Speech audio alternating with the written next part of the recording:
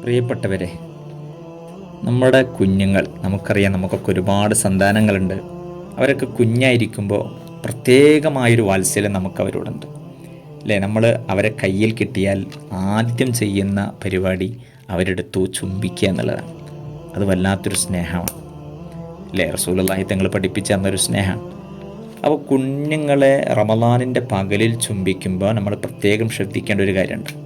കുട്ടികളുടെ ചുണ്ടിൽ എപ്പോഴും ഉമിനീരിങ്ങനെ പൊടിഞ്ഞു നിൽക്കും.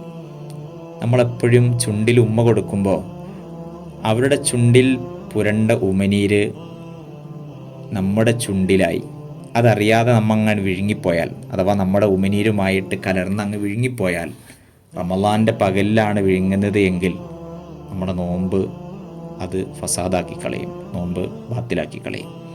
അപ്പോൾ മറ്റൊരാളുടെ ഉമിനീര് സ്വന്തം ഉമിനീരുമായി വിഴുങ്ങിയാൽ നോമ്പ് ബാത്തിലാവും.